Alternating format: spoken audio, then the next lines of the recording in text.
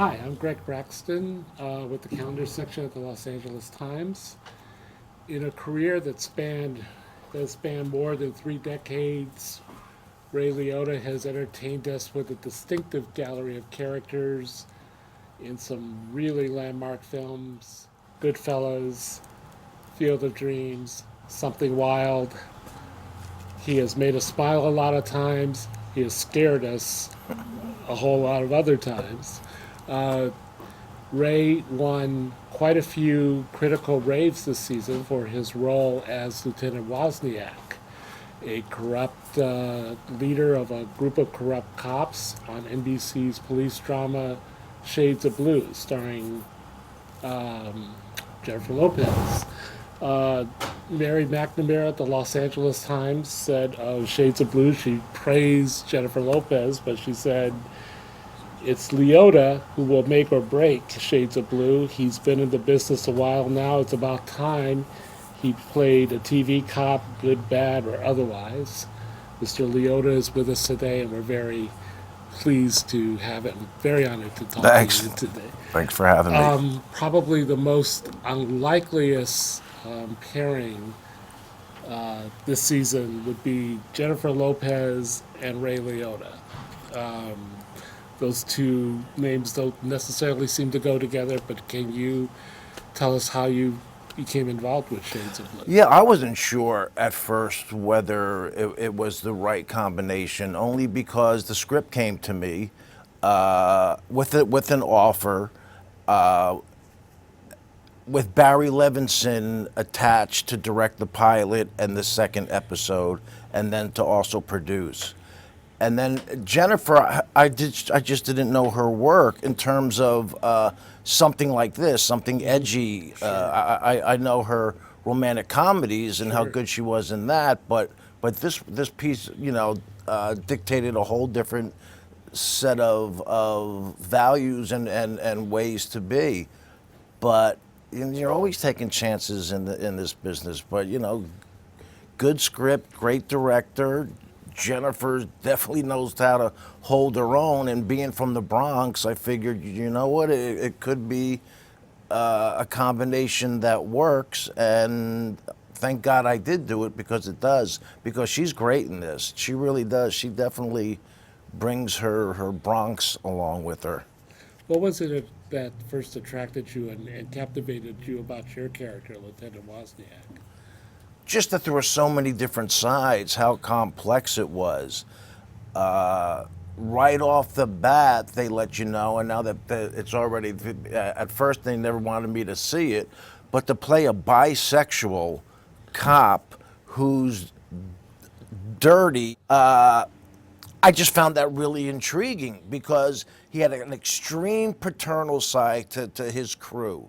Loved his crew, had a certain philosophy of why he did bad things. It was his way of policing. Sure. As much as it was to put money in our pocket, it was also a way of policing, and something tragic happened to my daughter, so I really wanted to control the drugs in the neighborhood. So there was a reason for that. There was a reason why I was doing what I was doing that It was was within the actually to script. decrease crime in the Yeah, prison. Did and they? who knows? Maybe it could, in terms of, they say legalizing, but this was a way of just watching and patrolling the town on my terms, the way that I wanted to do it.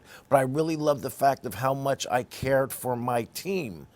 My daughter had passed away. My son, we have no idea what happened to him, although I think we're going to find out a bit more about my son in the second season. And love my wife, but it's just a character that just has extreme appetites, and I get to kiss the boy. You get the kiss. Yes, you I get kiss the to. kiss. To get into the feel of that, because you have Of what? Kissing the to boy? of kissing kissing the boy, but also just being the leader of this group, and the fact that you really have to establish a chemistry not only with Jennifer, but with the rest of the crew, so that they obviously respect you, and the love that you have for them is obvious. How do you get into that kind of groove? Well, it's not so much me getting in the groove as much as they cast really good actors, uh, great actors actually. So they knew what their responsibility was, and they knew that I was the head of the crew. Because each one of the characters there's 6 in our group, I think, and each one of them are in my group because I have saved them from getting into really bad trouble with the police department, with the department. In Jennifer's case, it shows. In Dial's case, we find that out towards the end of the episode, end of the season. And I just have a strong personality when I need to show it, and I do in this, and them being the actors that they are, understand, and I bring them in. I let them know that, how much I care for them. They know that right from the get-go. The chemistry you have with Jennifer is really interesting.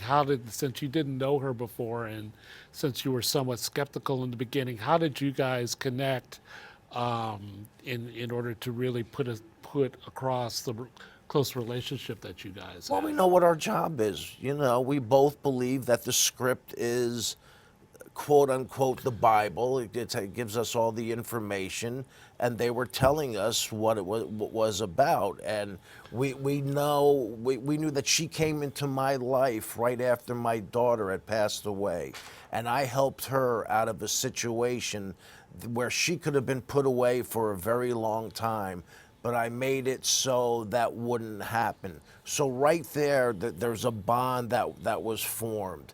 My being paternal, because she doesn't know that at first about my daughter, but she understands and can feel my compassion and my caring for her. And she's just like she's just a really good actress. She's really good. And right in the beginning, we're pitted against each other because the FBI busts her for a deal that I sent her to do, Right. and they ask her to become an informant against me. So here's this, a father figure to her. I'm the godfather to her child, and yet she has to turn on me, and she has to protect her family. So at first, everything is kind of crazy, and she's the last person that I would think would be the rat. Right. Just because of the relationship that we have with each other. So there's a lot of cat and mouse that we played, and we just hit it off right from the get-go. And Jennifer's extremely, extremely professional. She's not only good, she's professional in terms of the lines, in terms of being on time, just in terms of everything. And she, like me, we like playing pretend. We have a lot of fun playing make-believe. So between the storyline and what our history is, we just got off right from the get-go. And even in the pilot, there's a scene near the end where we see some of that sort of Liotta fire when you discover that there is a rat in the unit, and you just become so enraged and so just incredulous, because it's clear that this is something that cuts very close to you. This loyalty is a very big thing with you, and you just explode. Yeah, because one, that they didn't come to me. I've got them out of every situation. Every one of them would probably be in jail for life. Some of those characters, and that I got them off by just playing the system and knowing, because I'm at the level that I am as a lieutenant, I know the tricks to save or to hurt somebody. And the fact that they didn't come and tell me that this had happened to them, where if I got them out of all these other situations, why would all of a sudden it stop when somebody's in that kind of position where the FBI is asking them to be an informant. Right. So the biggest thing is just her. At the beginning of the second episode, when Jennifer first tells me what happens, we're in the garage, and I'm crying. I'm just so angry at it. I'm just shocked, and I can't believe that nobody had come to me. So now the rest of our life is hard enough and stressful enough as cops. Then we're cops, with an edge, doing illegal things, and now we have a rat in the mix of it all. And it really, but the biggest thing I think that is the hurt. Is all right. The FBI got you, but why wouldn't you come to me? Why, like, I fixed everything else that's happened. It's like I'm telling you, but it's true. It really bothers me that I felt that they were being really disloyal, especially with all the love that I've given towards them.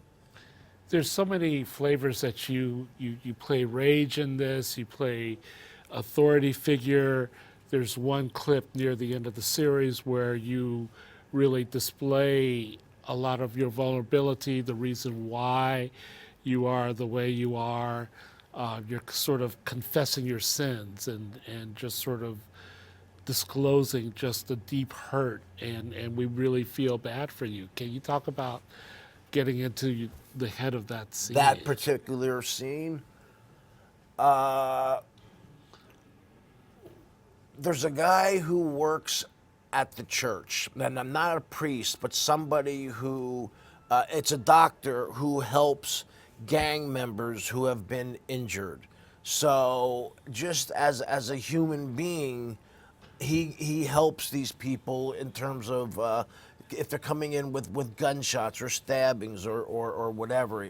He helped. Now he obviously knows that what he's doing is wrong, but he still does it. That one of my members gets shot. The part that Drea plays, she gets shot. We need we can't go. We're in the middle of a big heist. We're stealing $12 million from the DEA with a DEA agent, so the stress level and everything is kind of unraveling. But number one is to protect her and to get her fixed. So we end up at the church. While we're at the church, it's taking time for Drea, to get the medicine Sure. and the help that she needs. And for some reason, I just decide to go to confession. I'm in church. I wouldn't say that I'm a religious character. I would think that I was probably brought up Catholic. And,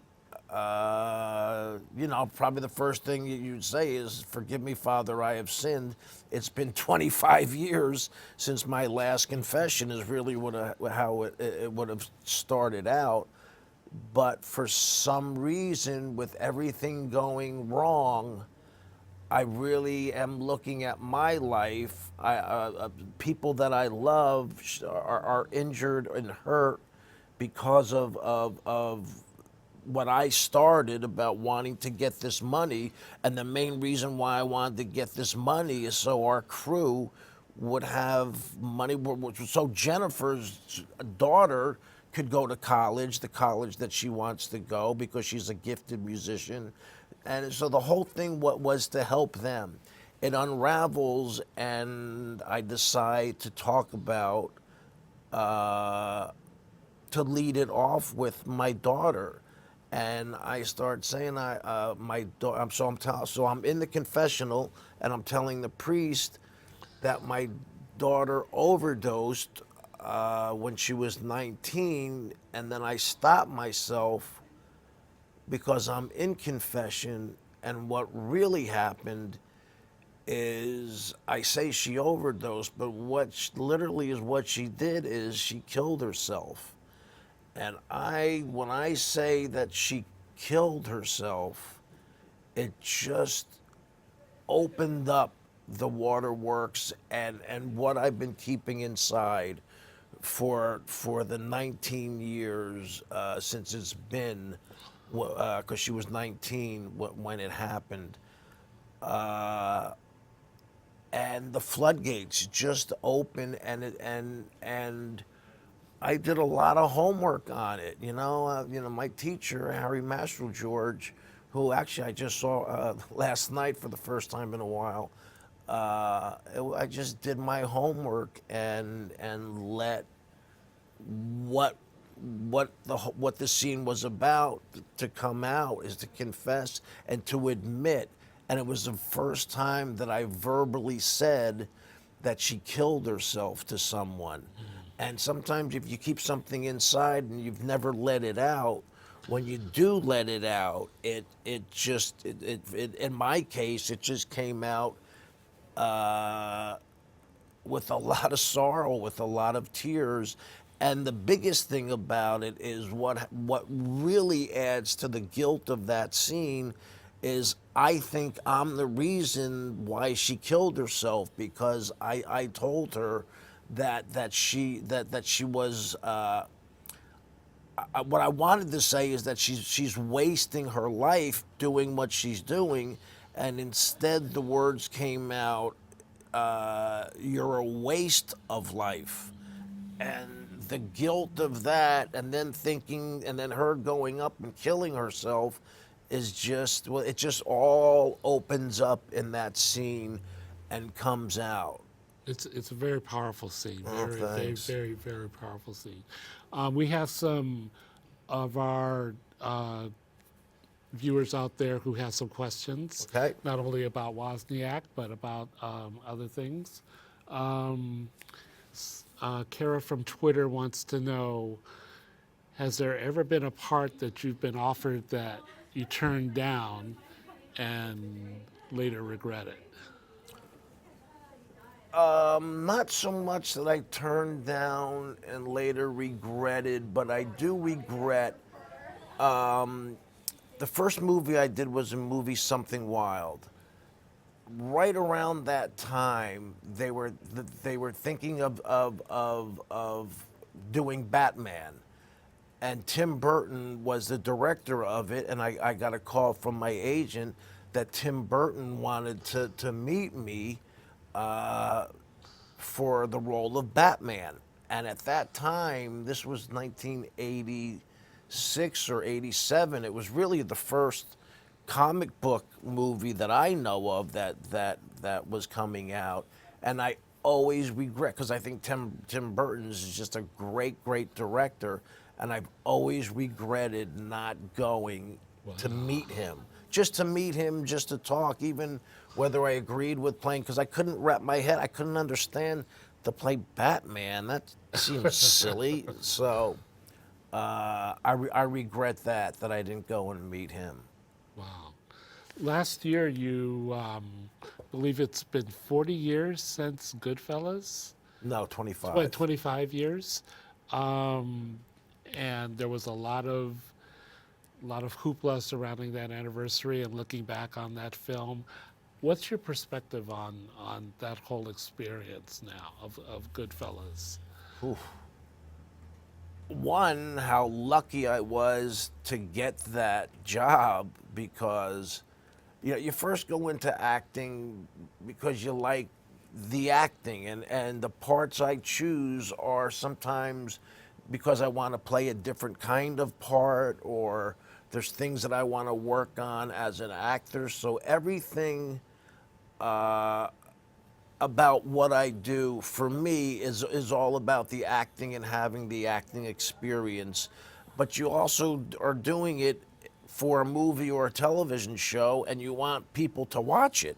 That's the whole point. You still, no matter what I want to self-serve in myself as an actor, you still want people to watch it. I don't care what anyone says. It doesn't matter. I don't care if the audience. That's BS, because that's the way this business works. And if you want other jobs, it helps to be in something that people are going to see. Well, God, I went off on that. Now I forgot what was the question that she asked me. About Goodfellas. Oh yeah, Goodfellas. Oh, so to be in a movie that people still talk about, or that I'll have kids come up to me, 13, 14-year-old kids come up to me and say, "Are you the guy from Goodfellas?" Like they're seeing it for the first time, as if the movie had just come out. But it's great to be in something. Most people you don't remember. They do so many movies that, but something like that and Field of Dreams still has Right. those kinds of legs, if you will, that people still see Yeah. and will or mention to me about. And in your vast career, you've played a lot of scary guys, but in actuality, you've played more good Yeah. guys than bad guys, which I think is sort of fascinating. That people just assume that you're always the bad guy, but you've played a lot of good guys. Yeah. Yeah, I think bad guys just stand out in people's minds.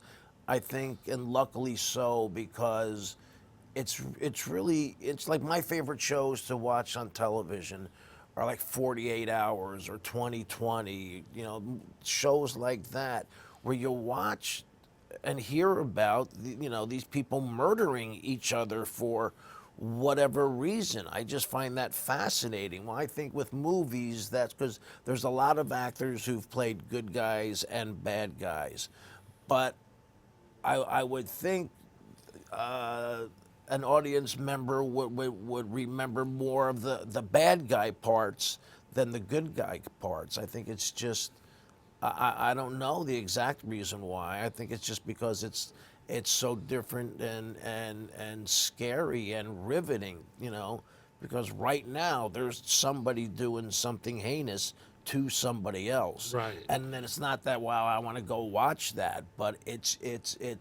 thank God for most people it's not easy for them to picture, and since it does happen, there is a morbid fascination with bad guys. This is going to be a weird question, but out of all the things that you've done, is there one project that really stands out as you feel as your definitive work, your favorite, your the one that you feel that's where I really got it. That's where I really got it in terms of really like. I mean, really achieving what you set out to do with that particular project. Well, I mean, Goodfellas would definitely have to be part of that. I did a movie that 4 people saw. It's called The Identical, and I played a minister, a traveling minister, in the 30s, and it goes from the 30s to I think into the 70s, so where I age and everything, and it's some of the best work I think I've done, and it was just different, just and the homework that I had to do, reading the Bible. I'm not a very religious person, so to get into that frame of mind was something. And again, I wish more people had seen it because it's a beautiful story, but it happens. So Shades of Blue is coming back next season. Any idea what Woz is going to be up to? I have no idea, and I can't wait to see, because the great thing about this show is it can go, and oh, God bless you. Was that a sneeze? No, bless you.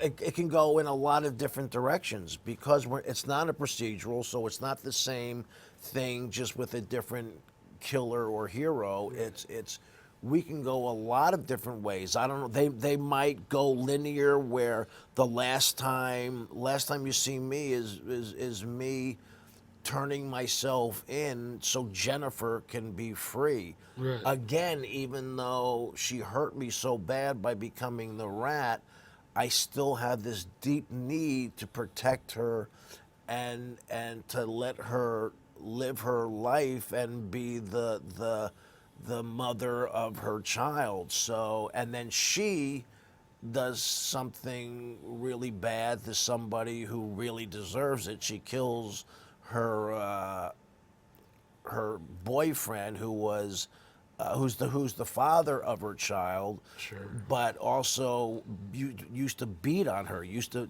physically abuse her.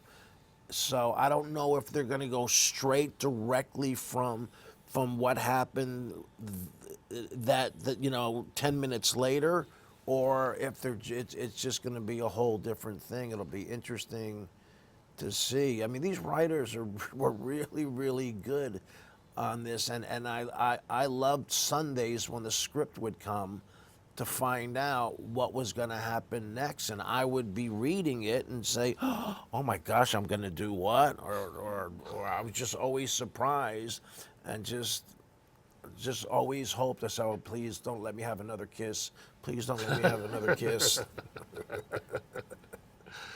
Well, it's great, and can't wait to see what the new season's going to hold. And your performance was wonderful, and Oh, thanks. look forward to seeing more and more you in more projects. And thank you so much for doing this. Thank you. And for this and other television news, please tune in to latimes.com. Thank you very much for watching us, and see you next time.